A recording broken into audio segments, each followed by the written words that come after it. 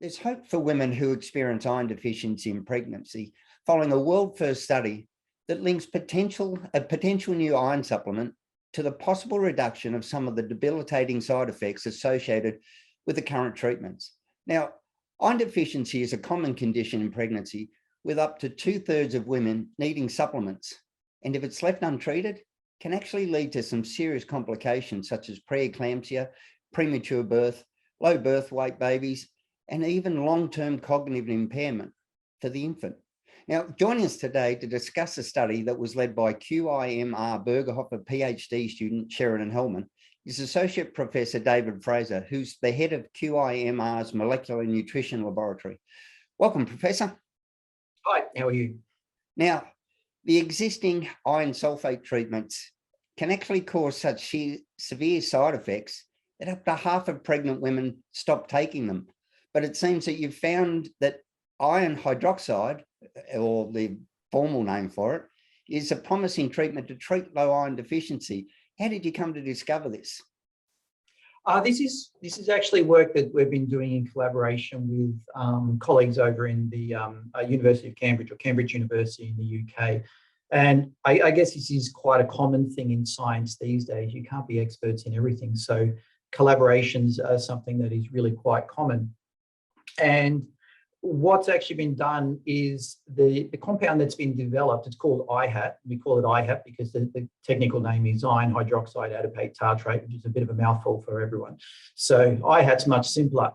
And what it does is it mimics the normal breakdown products that we would get from iron in the food. So when you take in food that contains iron, you digest it in your intestine and it breaks down the particles that are produced. This product has been modeled on that so that it's more like what we would normally see in food rather than the iron salts that are normally used in supplements. And I should say the supplements that are out there now, they do work. So it's not as if we're saying that people should stop taking those supplements. The problem is that a lot of women are forced to stop taking those supplements because of those side effects that you mentioned. It's hard to tolerate, so compliance doesn't really happen. That's the issue. And if you can't get someone to take their supplements, then obviously you can't treat the underlying problem, which is the iron deficiency. I know I was talking to someone just recently who, on this sort of topic that we were doing, they were discussing what we'd found, and they said, yeah, they had a horrible time with iron supplements during pregnancy, and so they switched to a different supplement, and that seemed okay. But when I asked them about the supplements they switched from one that was containing around 60 milligrams of iron, which is what you need to treat iron deficiency during pregnancy, 60 or higher, to one that only contained 5. And so while they switched and they were able to stick to the one that was containing 5, it really wouldn't have done much to treat their iron deficiency. And so that's why they didn't have the side effects. Does this transfer through, does it cross the placenta and transfer into the infant? My daughter was actually born with microcytic anemia. Okay. Part of the problem? Yeah, so that's where there's a bit of complicated biology there. So during pregnancy, the placenta or the infant and the placenta basically act as a parasite, and they, particularly with iron, they withdraw iron from the body. So it actually works to the detriment of the mother in most cases, where the mother will become more iron deficient at the expense of the infant. But if the iron deficiency progresses too much, that's when it will affect the infant as well.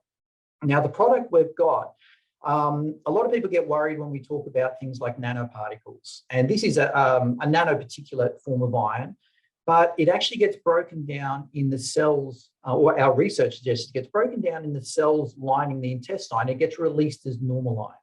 So it doesn't actually enter the body in the form that we give it. It actually gets broken down in that whole digestive process.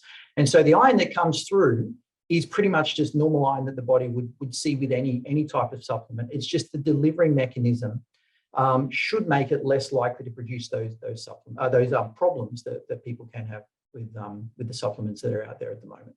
But as far as getting across to the placenta and into the infant, as long as the iron's there, in most cases, that's exactly what will happen. Does this new IHAT still have problems with calcium being a bit of a blocker for iron, or have we got around that as well?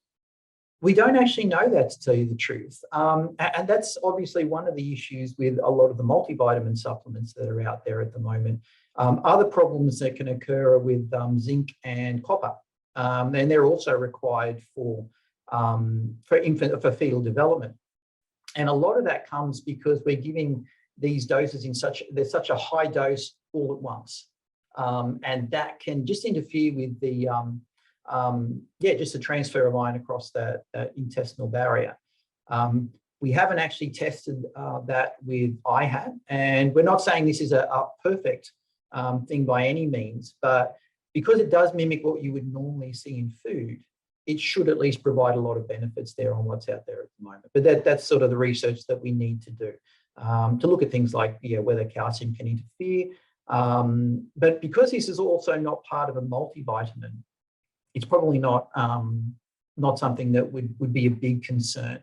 Like I said, it's if you, there's certain things that you should do to try and maintain your iron levels if you're taking a supplement, and most of the time it's taking them on an empty stomach.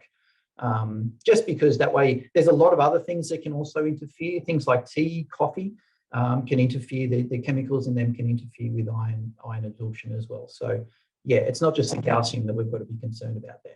Great. In your release, you said that the next step was to now reproduce the results in pregnant women. Two questions on that. How far away from that are you? And is it hard to recruit subjects into a cohort who are pregnant? Both very good questions, yes.